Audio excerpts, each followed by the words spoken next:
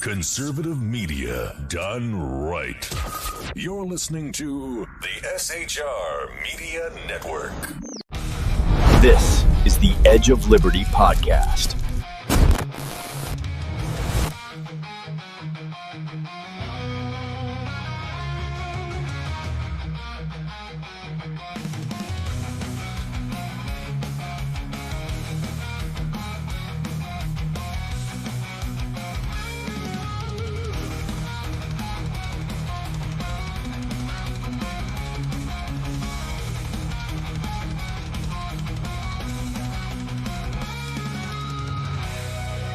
Get ready for truth bombs, belly laughs, the kind of accent that turns car into a two-syllable adventure. Here's your host, Sean.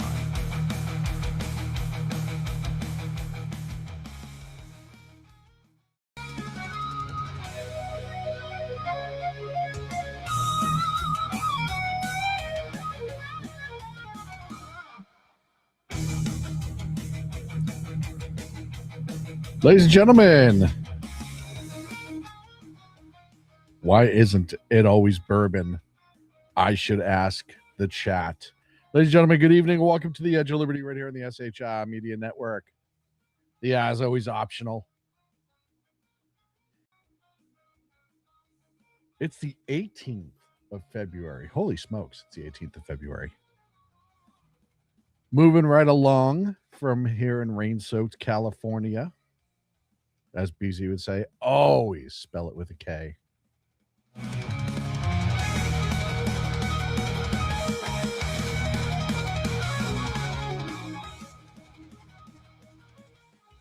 And getting right down into it, gonna start over in the Middle East and Iran. Put a little poll up in the chat room if you wouldn't mind taking that, entertaining us. I'd greatly appreciate it. And the question was, do you think do you think the U.S. will attack Iran before this weekend? I'm going with yes. The amount of equipment, strike aircraft, etc., that has been moved over the last 2 weeks, but the strike aircraft being moved this past week is the one that really stuck out to me. Something like 30-something F-22s and F-35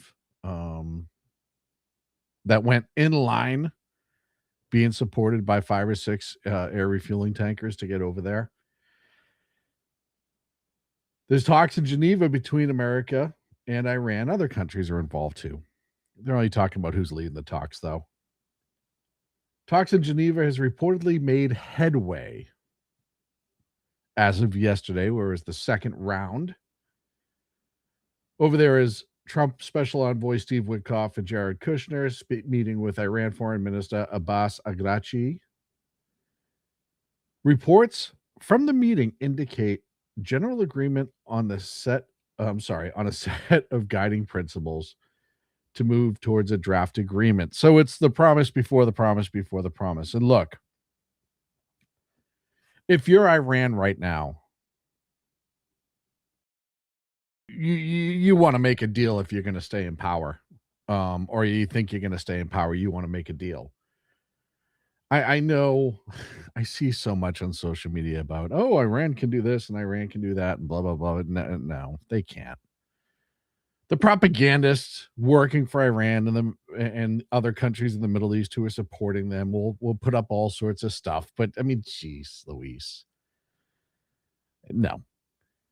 Key quote from Iran, who Araghchi should not be saying this, is the ball is in America's court. We're ready to discuss, and they provided that they are ready to talk about sanctions. Yeah, I have a feeling, and I don't know exactly what is being said in these meetings. You don't know either. We can all guess. I have a feeling the U.S. envoys are essentially saying, look, the Ayatollah is going to go. If the Ayatollah doesn't go, and if you guys don't stop the bullshit, then we're just going to go ahead and remove you. Now, that's just my theory on what's being said because we have all the leverage.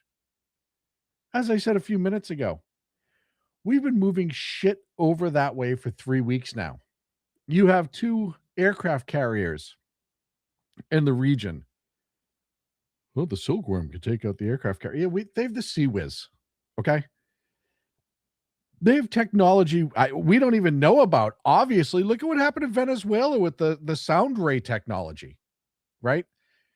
Do you really, if you're Iran right now, and again, we can get into the optics about this, the politics about it, whatever. We've talked about it so many times in the past. I'm just talking about, should the strike word be given and America strikes? If you're Iran, do you honestly think that you stand a chance? And the answer is no. You know the reality of it. Now you're going to bolster that you can. You're going to put all this other stuff on TV. You're going to release the video of, what was it, drones taking off from their little drone aircraft carrier, and you're going to make AI videos, yada yada yada, whatever. You're not going to stop, specifically because you just saw what America did to the Venezuelan air defenses, right? You just saw that whole operation. And now you have 2 aircraft carriers, a shitload more air units, and your air defenses were otherwise neutered by Israel the last time we sent a couple B-2s over. So there's no chance. And could they get off a lucky shot or two? Absolutely. Anytime you're in an incident like that, anybody could get off a lucky shot or two, 100%. Is there a real threat? No. I mean, like it or not, we're really good at going to other places and bombing the shit out of it when they're fortified. Never mind when they're not fortified. Now, again, I don't know what the after plan is if we remove the Ayatollahs. I suspect that Israel and a couple other countries will step in and take care of stuff on the ground. That's just my suspicion. Experts, people much smarter than I, have suggested that. And again, you have to ask yourself, it's almost like Venezuela and how it affected China and Russia and our hemisphere, all three. You have to look at Iran and say, does this affect us and our allies? Will this benefit the United States in the future? And is that risk and that reward worth it? And if your answer is yes, and the next step is relatively easy, you tell the people that actually know how to run a military, the generals and the admirals, go get them, boys. Let me know how you make out. I'll be right here if you need anything, but you guys know what the hell you're doing more than anybody else does. So have at it. And then, yeah, it would begin. So my guess is by this weekend, if they don't reach a deal, which, like I said, I have a feeling the ability to reach that deal is going to be very, very limited. Let's look at the force buildup. I talked about it a little bit, and I get some notes on it. Carrier Strike Group 1, the USS Abraham Lincoln's been there since January. Carrier Strike 2, number 2, the USS Gerald Ford, the largest warship ever built, has been making their way over there. I'm guessing they're pretty close now. I know they left, 3-4 days ago? Last week sometime. Numerous Aegis destroyers, including the USS Frank Peterson, the USS Spruance, are over there as well. As I mentioned, the F-35 and F-22s have been ferried into the region over the last 48 hours. F-15Es and F-16s are already on sorties out over the Gulf and over allied countries. So it's not a patrol. It's not a warning. The warning is when we first moved into the region. That's when we said, hey, you got to start thinking different. This is not a warning as much as this is whatever is between a warning and kicking your asses. That's where this is right now. And look, again, the protests are still going on. And to me, this is the biggest portion of it, honestly. The protests are still going on. Anywhere from 7,000 to 20,000 people have been murdered. Some places say as high as 36,000 people since the end of December. It's so hard to get information, as you know, out of Iran. The streets are under martial law, but the citizens, they're still chanting death to the dictator there. Neither Gaza nor Lebanon. My life is for Iran is some of the people that they're or some of the sayings that have been heard. So the people there are still fired up. The people there are still wanting a change, and this is not the first time. This isn't a passing moment for them. This has been going on for a long time. When this first started, I did have to wonder, is it going to be like the other protests where once Iran started being total monsters towards their people, were the people going to back off? And the answer is no. They're still going over there. The Iranian people are still protesting and fighting back. So anything is possible. I had transitioned a little bit here. I went international first just because it was fun. Gavin Newsom is not having his best week. And this is going to take me through the break. So I'll hit the break at 20 past the hour and I'll come back and finish this. After going to Munich, where he had no reason to go other than the fact that he was meeting with Alex Soros and kissing his ass. There's no reason for a governor to be going. I don't even think that the Congress people should be going, but at least they're on a federal level, yada, yada, yada. And I talked Monday night how they had all their little jerk-off circles, and they were telling each other how great they were. But Newsom went over there, and a lot of people said, Gavin, should you be, after the pushback that you got in Davos, and there was a lot of pushback here in the state. A lot of people, even his supporters, were not thrilled about it. Should you be going to Munich? And of course, Gavin said, yeah, I stopped being governor a while ago, and that's just for fun now. I'm actually running for president full-time now, and this is all I do. I don't know if that was his direct quote, but I'm trying to think about what's the best way to set this up. So Ted Cruz goes on a talk show Ted Cruz has his own talk show, and he's on talking about it. And the reference that Newsom made while he was in Munich about the troops militarizing my city and all that shit that we've disproven on SHR Media 100 times. There's been deployments before, even in LA after riots. Like, this is not a weird thing. So Ted Cruz was commenting on it, and I'm going to play what he said first on his podcast. Let's be very clear, Senator. That is Gavin Newsom comparing American law enforcement to Nazis. Yep. In Munich. Which, by the way, is what Obama was doing, too. By the way, just like AOC and Whitmer, Newsom is apparently thoroughly historically illiterate. He said we've never seen National Guards federalized in the states.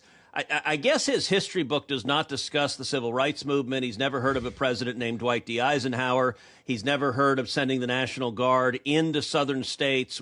And he goes on and proves his point, and he's right. Just as I said earlier, what Newsom said was fundamentally stupid and does not attach to history. But Gavin Newsom, it's so funny. When you look at the Gavin Newsom press office and he talks about how, the two little twerps that run that, I can't even remember their names, Brendan and the other one. They always try to point out, oh, this person's soft, this person's soft, this person's soft. Newsom very quickly took to X and he said this. Ted Cruz calling a dyslexic person illiterate is a new low even for him. Now stop. First and foremost, he didn't say you're illiterate. He said you're historically illiterate, i.e. you don't know what history is. Okay? And he proved it from all the times that he said that they have been, National Guard has been activated. Neither here nor there. A couple things I want to point out. First and foremost, does anyone on the fucking planet know that Gavin Newsom is dyslexic? And I'm not even saying he's not. And maybe if you're like a tight super Newsom supporter or you're in his circle, you know that. But the average person doesn't know that. But man, the thin skin and or attempt to garner sympathy from people. I'm dyslexic and he's making fun of me. And it wasn't even what he fucking said. And this is what you get out of Gavin Newsom. And I've said this a bunch of times. Gavin Newsom has no real identity of his own. He is whatever he thinks people want to vote for in the minute. That's who Gavin Newsom is. He is the worst of the politicians. I've said this before. You can dislike Trump all you want, but at least Trump's the same person for the most part. He doesn't just change whenever the wind blows. Trump is Trump all the time. Gavin Newsom can go from being a super hard left progressive Democrat to acting like he's a centrist, despite his entire history showing otherwise. Then one minute he talks tough every chance he gets and throws out big words and tough words, and he's out there calling out Trump and blah, blah, blah. He's coming just shy of Joe Biden, saying, I'd take him up behind the barn.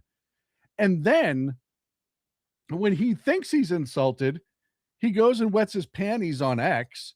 And the best part is he wasn't even insulted for being dyslexic. Like, there's so many things wrong with that shows you just how fucking off Gavin Newsom is as a human being. And the ass kicking for Gavin didn't end there this week. This one I saw, and of course, Gavin also spoke out about Randy Fine. I'll talk about that after the break because that's an interesting story.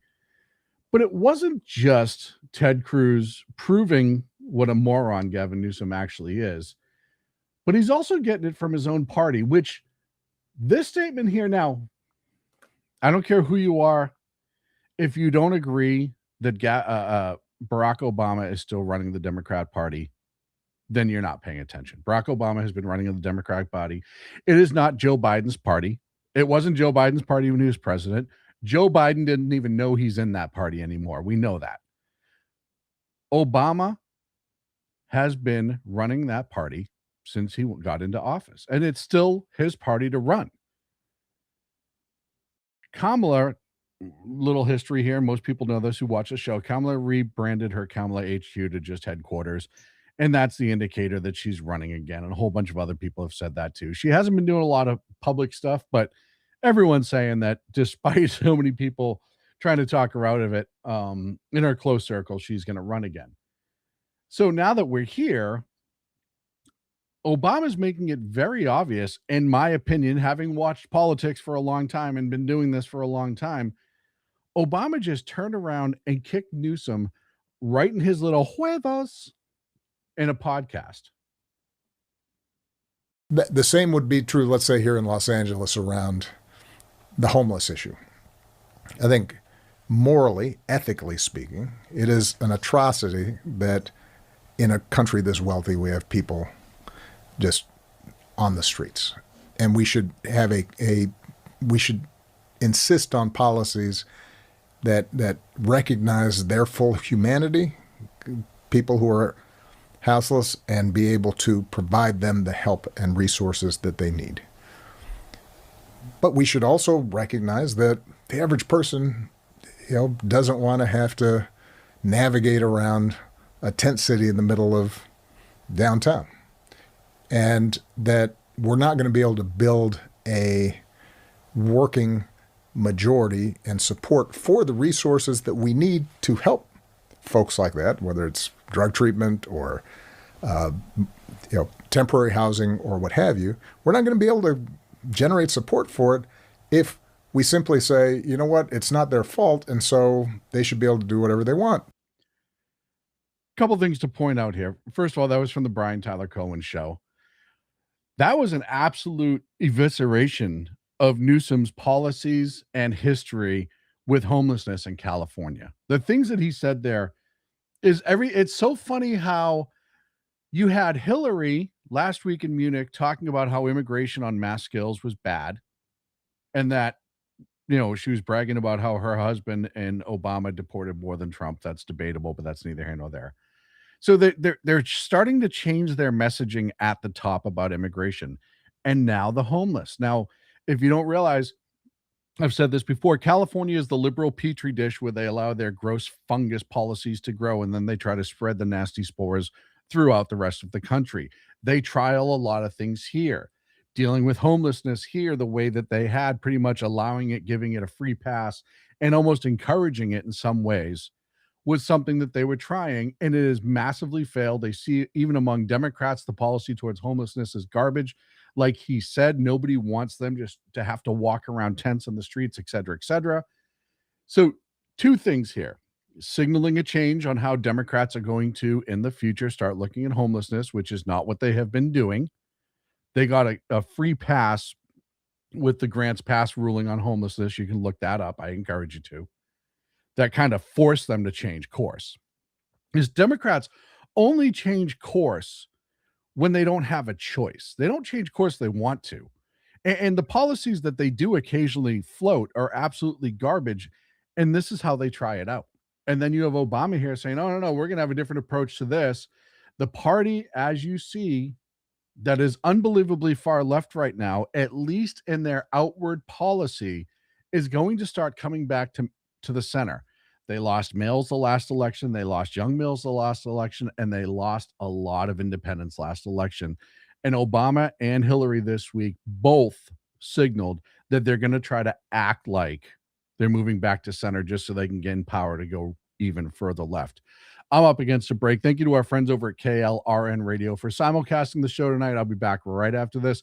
Hey, if you like the shirt, 250 reasons. I know it's hard to see. 250 reasons to read source documents. You go to shrmedia.com and get the shirt. It's the 250th birthday shirt for the United States of America. They're super soft. They're made in America by 7 Armors, and they're friends of ours, and we greatly appreciate the partnership. Back right after this. Conservative media done right. You're listening to the SHR Media Network. Welcome to the SHR Media Shop. This is not just merch, it is a statement. SHR Media is built as a rebellion against the mainstream. We deliver truth without a filter or permission. When you wear our gear, you are standing for liberty and unapologetic free thought. Every piece is a badge of support for independent journalism. Wear it loud, wear it proud. Support the mission and join the rebellion at the SHR Media web store. Are you looking for a way to boldly express your faith and love for your country? And check out 7 Armors, the premier apparel company for patriotic men of God, where faith meets freedom in style. Our t-shirts are more than just clothing, they're statements. Bold, stylish, and meaningful. From timeless messages to modern designs, we've got something for every patriotic man of God. Wear your beliefs proudly with 7 Armors gear. Don't miss the chance to wear your faith and freedom on your sleeve. Visit 7armors.com today and join the movement. That's the number 7armors.com. Hello, friends. Do you have a moment so that we may discuss our Lord and Savior Minarchy? No, seriously, I'm just kidding. Hi, my name's Rick Robinson. I am the general manager of KLRNradio.com. We are probably the largest independent podcast network that you've never heard of. We have a little bit of everything, and by that, what I mean to tell you is we have news, pop culture, special events, conspiratainment, true crime, mental health shows, drama productions, and pretty much everything in between. So if you're looking for a new podcast home to grab a little bit of everything that you love all in one place, come check us out. You can find us on X under @KLRNradio. You can find us on our Rumble and our YouTube channels under the same names. You can also find us at KLRNradio.com and pretty much every podcast catcher known to man. So again, feel free to come check us out anytime you like at KLRNradio. Welcome to the Reaver of Common Sense, where we cut through the noise of news and politics with a sharp edge. Tune in every Monday and Friday at 9 p.m. Eastern Standard Time for a refreshing dose of reality. We fearlessly tackle the tough topics with no nonsense, just pure common sense. Visit shrmedia.com to discover where you can catch the Reaver in action. He is here to amplify your inner logic. He may not always be polite. He may not always be refined. But one thing is for sure, he always tells it like it is. The Reaver of Common Sense.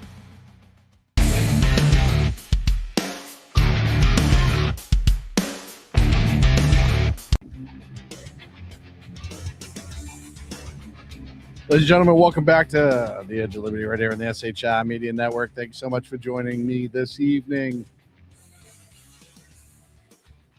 Appreciate everybody in the chat room. The chat room has been doing really, really well.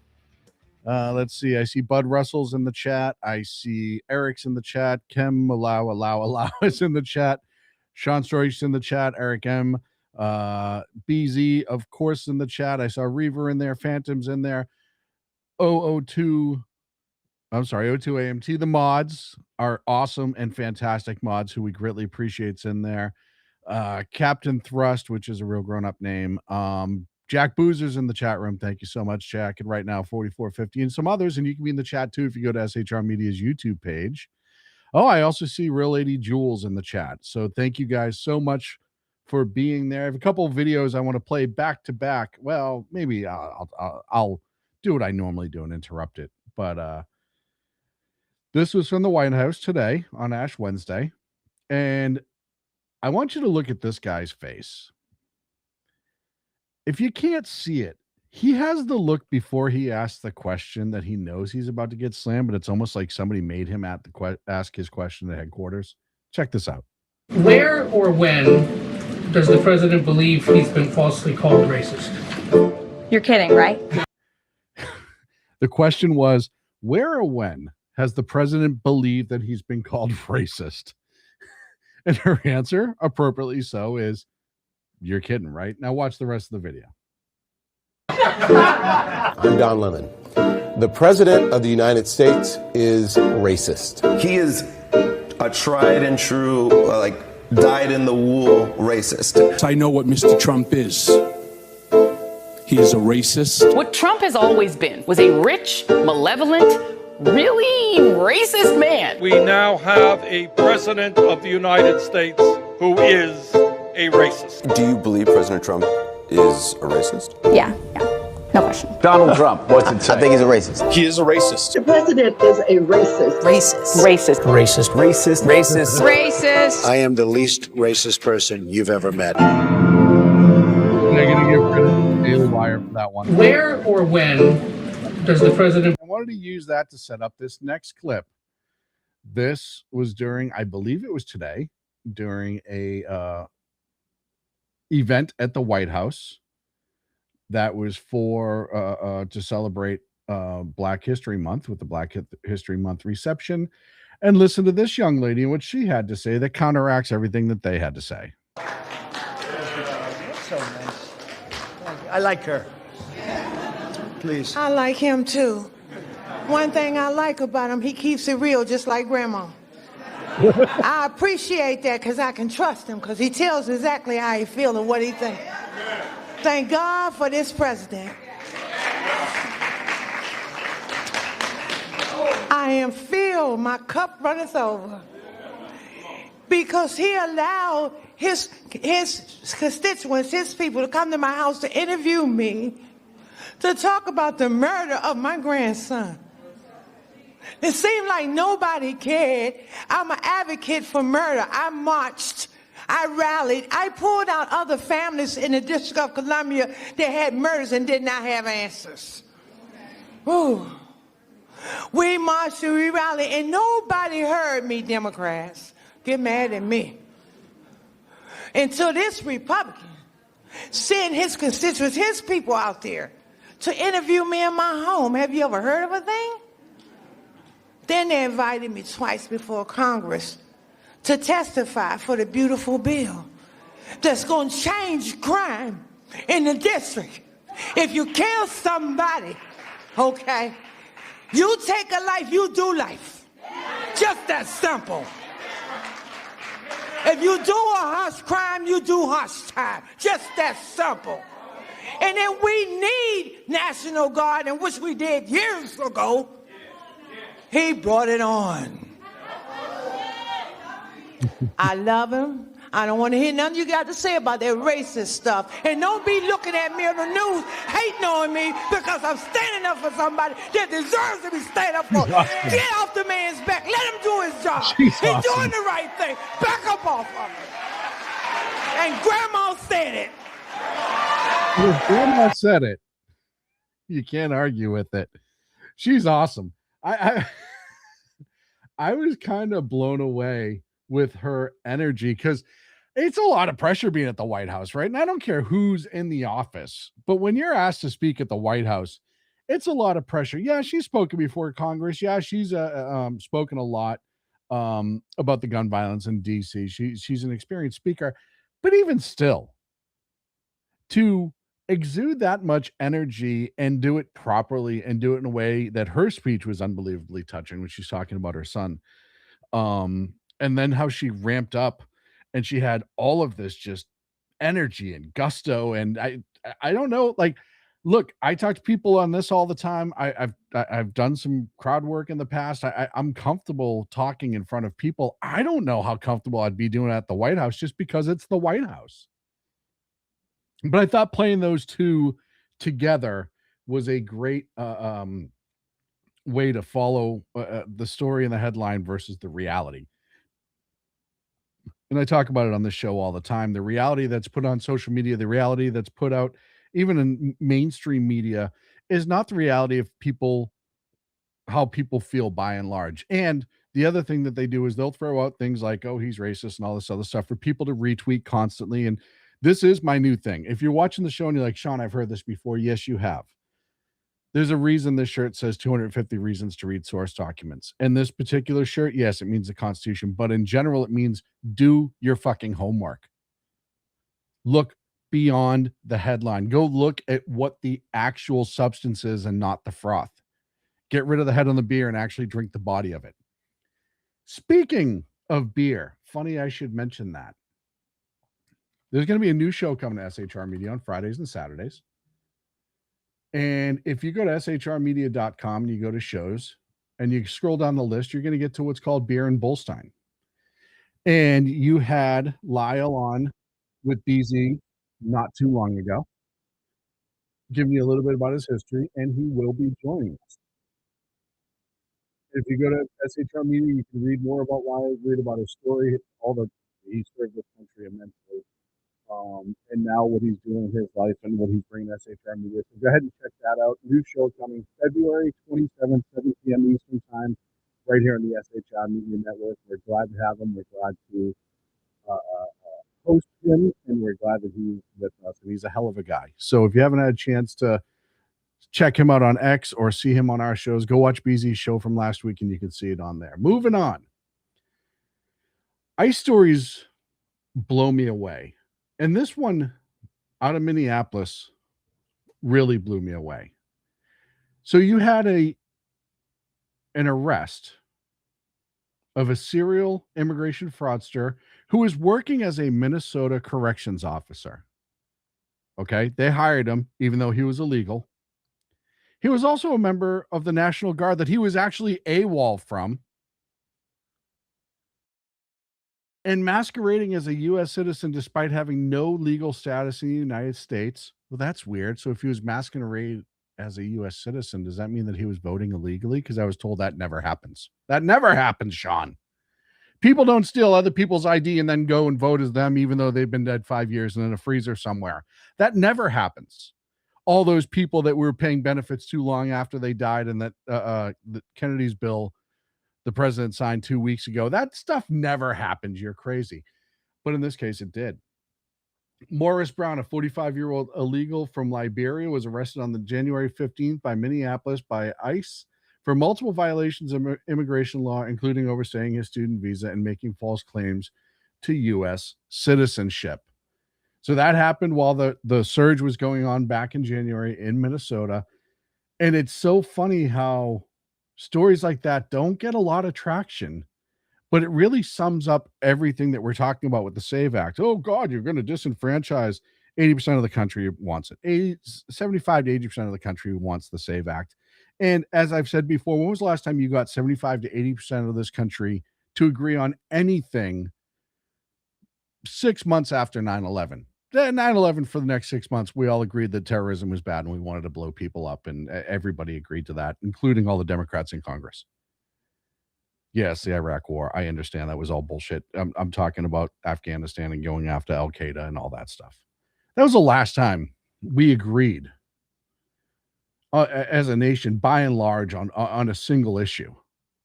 And to see that with the SAVE Act should send messages. Now, the left wants to tell you, as we've said before, women won't be able to vote. They're not smart enough to get passports. They're not smart enough to keep their marriage license. They're not smart enough to get their birth certificate. African Americans, Black people, Hispanic people, Asian people, none of them are smart enough to do that either. And you're going to disenfranchise 66 million voters, which is bullshit, and it will not. And it's not hard to get an ID, and it's just called adulting, as I've said before. And you know who agrees with me is Chuck Schumer. Let's admit the truth. Everywhere people go, they're asked for a Social Security card. In fact, one way to prove you're a bona fide person who can have a job is to ask for a driver's license and a Social Security card. This is an anti-fraud amendment. Over where we go, people say, well, why can't you stop illegal immigrants or others from coming here. And the number one answer we give our constituents is when they come here, they can get jobs, get benefits against the law because of fraud. What they are proposing in this so-called SAVE Act is like Jim Crow 2.0. Let's admit the truth. Everywhere people go, they're asked for a Social Security card. In fact, one way to prove you're a bona fide person who can have a job is to ask for a driver's license and a Social Security card. I like that second. This is an anti-fraud amendment. I wanted people to make sure they knew that it was Chuck Schumer saying that, and nobody else. Yeah, you know, it's so funny how, and we talk about good policies that have come out of this administration or have been proposed in this administration, being immediately met with orange man bad is the only reason that they oppose it. This is another one. Democrats, Hillary Clinton, Obama, all of them were arguing about making sure lowering immigration before they were for it and making sure we were secure in all of this in our elections and whatnot. And now all of a sudden it's controversial. And as I said before, and I got a compliment on YouTube comments, so I appreciate the gentleman that complimented me. These politicians, especially on the left and on the right too, but more so on the left, they are strippers. They are dancing on the pole, using whatever controversy and outrage they can to get their supporters to throw dollars on stage. They collect those dollars, they get down off stage, they go and con $100 lap dance out of them, telling them how they're wonderful and how they're beautiful, and they're always going to love that person. You come back to the strip club every single night and I'm going to take care of you. And then they leave with the bouncer and his 2015 Camaro that's all beat up because he is better than you are. And that's exactly how the Democrats run things. So the SAVE Act should not be controversial. This should not even be up for debate. It only is because it's something else to cause outrage and to cause people to be divided. And it's not working out for Democrats because just a month ago I was hearing, and again, it's super early in the year in the world of politics, everything can change in a minute. I get that. But a month ago they were all talking about how it's going to be a blue wave this next midterms and yada yada yada. And even CNN, who recently had to admit that most of the country wanted voter ID, had to come out and they had to play this also. Electoral races nationwide should stand as a wake-up call for Democrats, because take a look here. The race raiders, governors post-2026 election, at least tilting to the Republicans. Look at this. A majority, 26. That is, at this point, the number of governors that are expected, at least tilting towards the Republican Party at this point. Democrats come in at just 20. The rest of the races are toss-up. Of course, you sum up to 50. And I will note that the Republicans right now hold a 26 to 24 gubernatorial seat advantage. So at this point, it doesn't look like Republicans on the net and the aggregate are actually going to lose any governorships. In fact, when you add in those toss-ups, they may gain. So this should stand as a major wake-up call to Democrats, because if there's a wave building, it has not, at least at this point, hit the state level when it comes to governorship. Yeah, and again, the midterms are a light year away, and all of this can change in a minute. 100%, I agree. But it was just a month ago that Democrats were talking about a blue wave. And CNN isn't exactly a conservative-friendly media site, as much as progressives and politicians somehow try to argue that mainstream media has gone for conservatives and it always has been for conservatives, yada, yada, yada. No, CNN has to say this because they've been getting their ass kicked the last two elections for saying, or three elections, I should say, for saying a lot of things were coming true that were not coming true and that their polling was garbage. So now they actually have to admit some truths in order to gain some sort of trust back. As we all know, mainstream media trust by the U.S. public is somewhere polling in the percentage of herpes. I don't know which one's more popular at last check, but they're pretty close to one another. So yeah, you're seeing Obama signal a change in policies. You're seeing Hillary Clinton talking about immigration, how it has to be tighter. And now you're seeing media starting to be more honest about what's going on out there.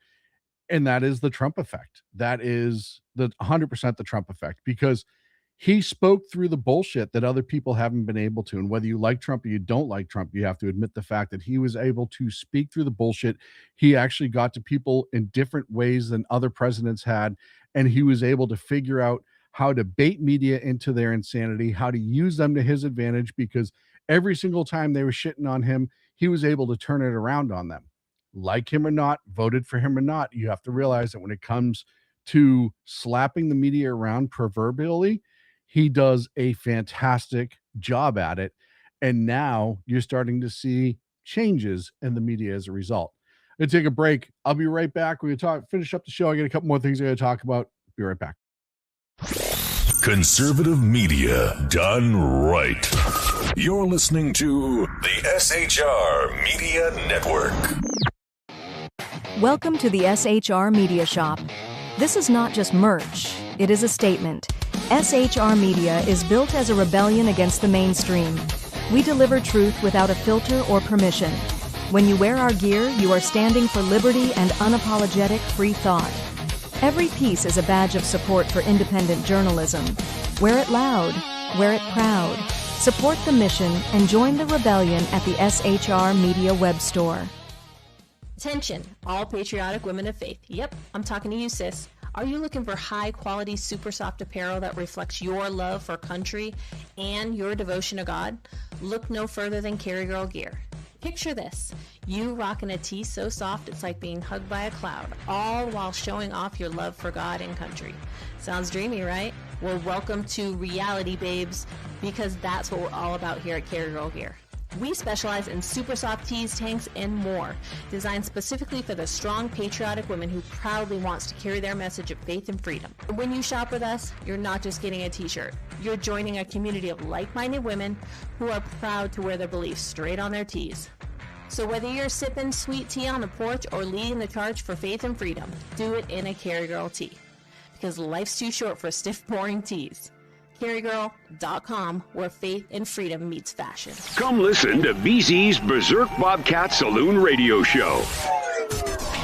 Live on select and exclusive Tuesday and Thursday nights at 11 p.m. Eastern, 10 p.m. Central, and 8 p.m. Pacific on the SHR Media Rumble channel, SHR Media YouTube channel, X, Twitch, Spreaker, and wherever great conservative podcasts are found. BZ, your conservative Sherpa, guides you through the maelstrom of Democrat, leftist, and globalist lies, chaos, deceit, and betrayal.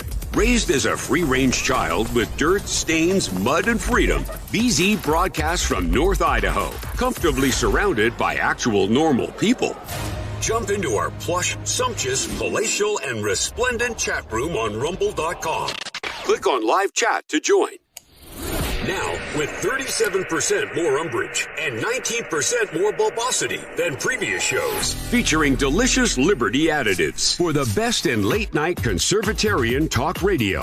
BZ reminds you that with great beard comes great responsibility. No chinchillas were harmed, embarrassed, fat-shamed, or the focus of any sarcasm whatsoever in the making of this ad.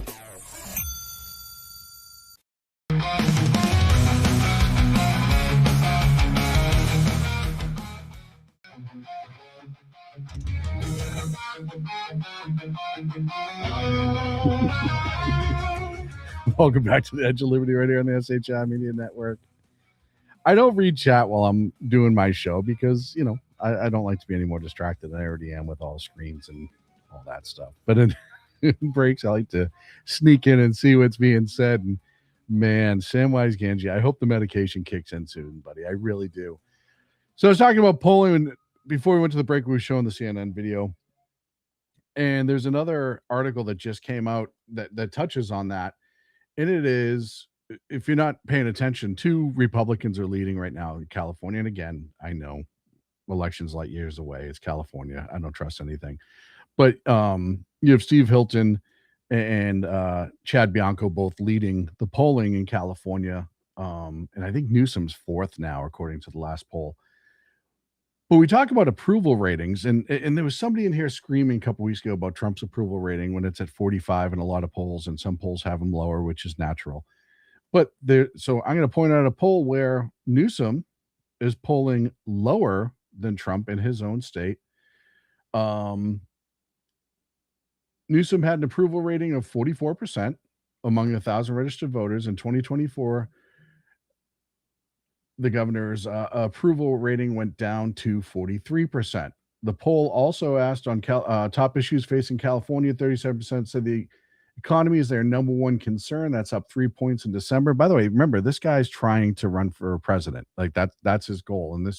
And when you start losing bigger numbers in California, you know you're losing a lot. 19% cited housing authority as the top issue. Critics have argued that California's high cost of living. I know, I live here. Gas prices, insurance premiums, housing prices have all gotten worse since Newsom has been in office. And 53% of voters said they've considered leaving the state over affordability concerns. So when we're talking about CNN, you're talking about what the Democrats have done. Newsom is going to be, and I don't know how the midterms and the next election, Democrats are going to duck that, because Newsom is, by all accounts, everything progressive left Democrats want in a leader. He does everything that they want for the most part. And he's polling well behind Kamala, who is not polling well in general. But she's also been smart enough to stay out of the, I think she'd be polling a lot worse if she was out talking on a regular basis, but she's staying low. So it's going to be interesting to see how they square that off in the future. We talk about the progressive left outrage. I'll tell you, when you go to social media and you start seeing these videos, it does remind you that mental health is a serious issue in this country. And I'm seeing innocent people being killed by ICE. What the fuck are you guys doing? I hope you see this video, because I'm going to tell America right here, right now, this ends when we stand up and we start shooting back. Get your guns, get your militia, get your people. And when ICE comes to town, don't give them a chance. Get a sniper and shoot. Blow their fucking faces off. Watch them fucking drown in their own goddamn blood. Because America will be great again when we realize that we're the ones who make the rules, people. If you don't like the motherfuckers that are in there. Always have been, always will be, right? There's another one on TikTok, and I didn't have time to pull it up. I was going to. Her name's Meg. You can look it up. She's screaming in her car at the top of her lungs as she's driving, arguing that she doesn't want to see trials and Nuremberg trials for conservatives. She says them, but that's who she's talking about. If you follow her content, it's easy to suss that out. And she wants them dragged by the ankles into town squares and gutted from their groin to their chin. This is what happens when they start losing control and they start losing power. They start calling for violence and against specific people. Not a good look. Another story out of California that talked about these sort of issues in states. You saw Hochul had an issue like this. Of course, Feinstein's driver and some others, where Chinese nationals and spies are getting really close to certain politicians, Fang and Swalwell, and taking advantage of it. This story is out of Arcadia, California. The campaign manager and fiance of Eileen Wang, a Democrat mayor in Acadia, was arrested and convicted of being a Chinese spy and is sentenced to federal prison. I wrote that article on shrmedia.com, and BZ, we've all talked about the threat that China presents and how they're constantly over here and they're constantly spying, and that needs to be dealt with. And here again is another issue for that. Finally, now I get 12 minutes left. Let's talk about the Randy Fine story. And then if I have time left, I'll get to the socialist experiment that's failing in New York. So the world was absolutely outraged. And by that, I mean politicians on the left and leftist lunatics, because Congressman Randy Fine put out a post on X, and I have it here. Hold on, just scrolling for it so I make sure I quote it exactly right. Yes, here it is. Where he said, if they force us to choose, the choice between dogs and Muslims is not a difficult one. And then he provided context. And here's the context. Nardine Kiswani, who's a Palestinian American who is Islamic, calling for the rise of Islam throughout the country. She's very close to Mandami and supported him throughout the election. Put finally, New York City is coming to Islam. Dogs definitely have a place in society, just not as indoor pets. Like we've said all along, they're unclean. hinting at the fact that somebody in New York City who's going to force a change and not allow dogs to live in the house. And Congressman Fine's post in response was, if they force us to choose, the choice between dogs and Muslims is not a difficult one. And people went crazy. Representative Monica McIver, who's under federal indictment right now, said, it is disgusting this level of Islamophobia supported by Republicans and condoned by the president. Randy Fine is a bigot, and this should not be tolerated. I won't stop standing with our Muslim neighbors. Okay, now here's a couple issues. Number one, the Quran never mentions anything about dogs, so I don't want to hear that this is a religious thing. It doesn't say that. This is a Middle Eastern thing. This is a political thing. This is a control thing. If they got to the point where they had enough control, they would make it so dogs were not permitted to live in your house. You, as a human being, would not be allowed to keep your dog in your house if you were in one of these controlled areas because they said so, not because you wanted to. That's the inference when you read through that post. Has nothing to do with religion. It's not in the Quran. Dogs aren't even mentioned in the Quran, except for once where they said something about them being good cave dwelling partners, believe it or not. Says nothing about them being unclean. No, that's the political side of Islam that we've talked about numerous times on the show. BZ's talked about, the whole network's talked about, where they're going to force things that aren't even part of their beliefs, but what they want upon you, and use religion as the shield to hide behind when you push back against it and say Islamophobia. Her saying Islam is coming to New York and that the dogs will not be allowed to live in the house, which, by the way, I would make the exact same choice Congressman Fine made. If those are my two options, that Islam rises and I don't get a dog, or I fight back, then okay. That's not me drawing a line in the sand. That's you drawing a line in the sand, because you're going to change our entire culture in which animals are very much part of everybody's family, especially dogs. And I'm not giving up my dogs for anybody. So tough shit. But what's missed is the undertones. Dogs aren't mentioned in the Quran except in a positive way. So it's not a religious thing. It is a political thing. And they have no problem melding their two parties together and using one, or those two issues together, and using one to sponsor or lift up the other. While we're in New York City, because I don't think I need to say anything more than that. I think I was pretty direct about it. An interesting thing happened with Mayor Mondami. Now, he's doing well because these are the streets after the snow's been melting that's covered with feces in New York City. Bro,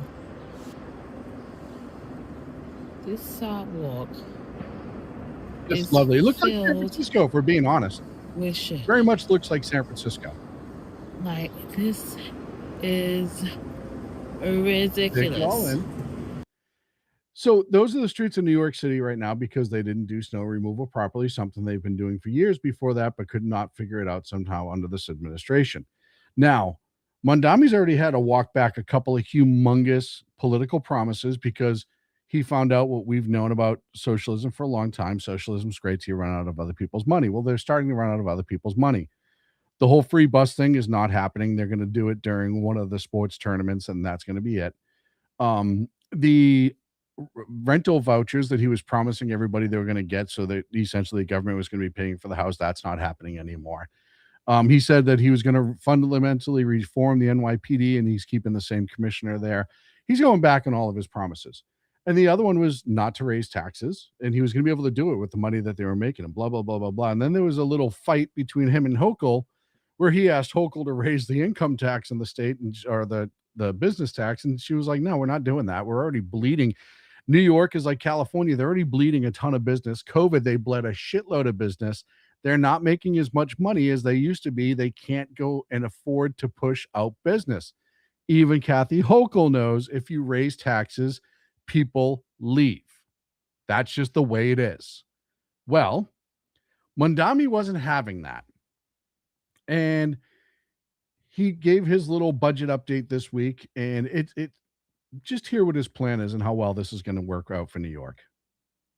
What would rather do is ensure that they remain as they are so that the city can be on firm financial footing. However, in order to get to this point of closing the gap on both this fiscal year and the next fiscal year, we are forced to raid the rainy day fund, the retiree health benefits trust reserve, and to increase property taxes across these other years.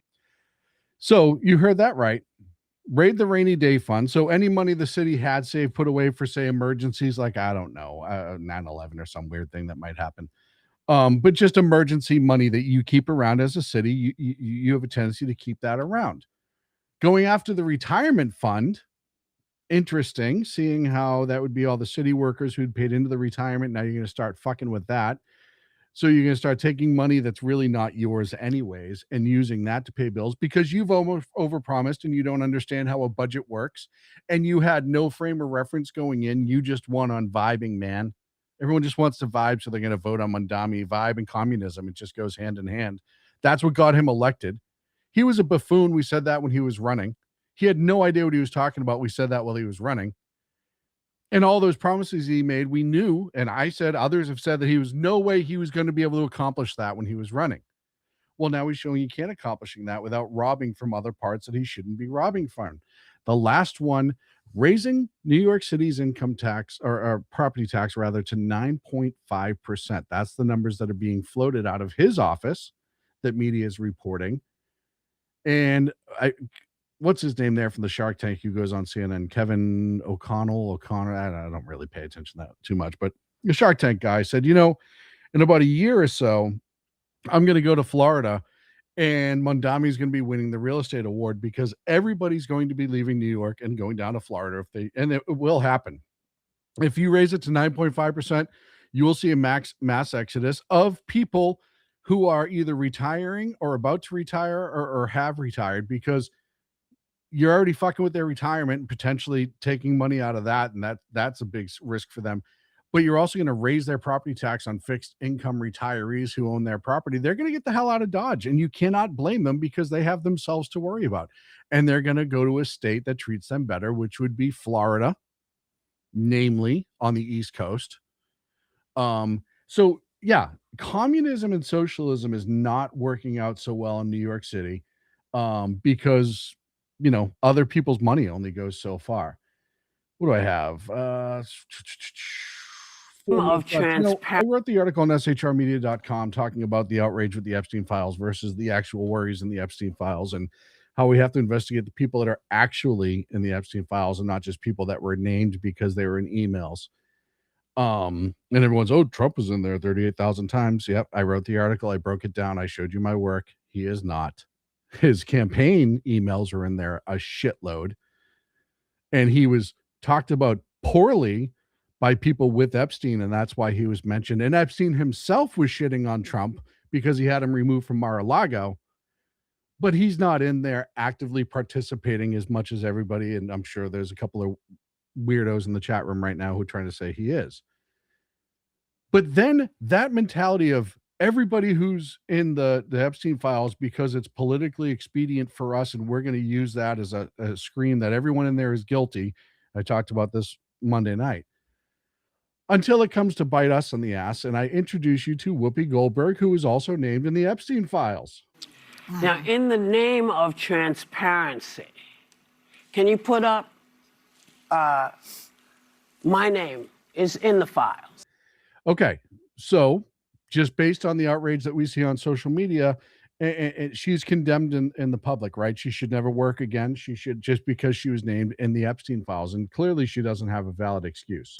Yes.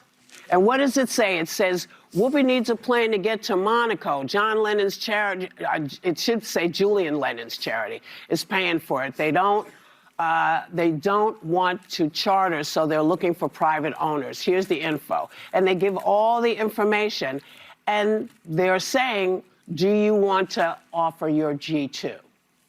And it looks like they said no thanks. So they're reaching out to Epstein, her people, not Whoopi per se, but her people, but it doesn't matter. None of that context doesn't matter, right? That's been the argument that's been going on now for weeks, is context doesn't matter. We don't really want to know who's doing stuff. We just want to attack the people whose names we don't like in it. And obviously she went through and pretty much just said what I said on the other night, Monday night, of, well, not everybody in the Epstein file is guilty of something. Sometimes their names just get mentioned in it because of emails and publicity and all this other stuff. And yeah, that's entirely true.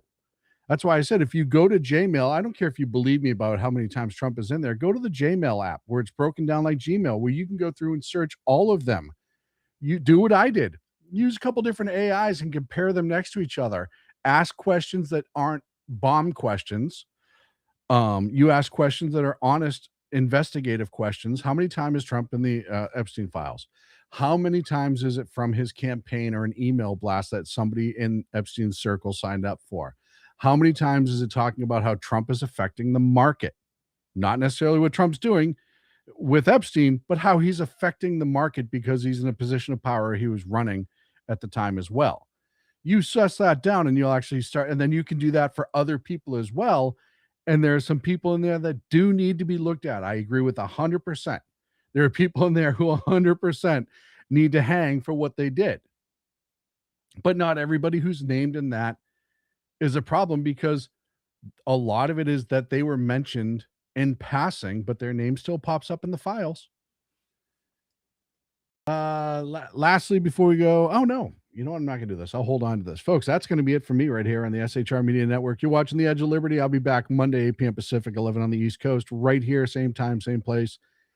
But don't just look out for me. As I told you, February 27th, Bjorn Bullstein is coming to SHR Media at 7 p.m. Eastern. As if that is not enough, you have the anchors, the folks that really get it done here on SHR Media. You have BZ's Berserk Bobcat Saloon Tuesday and Thursday nights, 8 p.m. Pacific, 11 on the East Coast, right here on the SHR Media Network. Tuesday and Thursday mornings, 9 a.m. Pacific, noon on the East Coast. You have Mission Ready Men with Big E. And the guy who starts our week and ends our week, Reaver of Common Sense, Jersey Joe, at 6 p.m. Pacific, 9 on the East Coast, right here on the SHR Media Network. Thank you to KLRN Radio. Thank you to the mods for handling all business that they handle. Thank you to the subs. We're up to almost 100 or 1,050. So thank you very much for subscribing. Please check out shrmedia.com. You can find the shop under the shows tab. And if you use 10%, if you use the freedom code, if you use the code freedom, you'll get 10% off. Holy cow. I can't talk at all. That's how I know the night's over. I'll see you Monday, folks. Have a great rest of your night.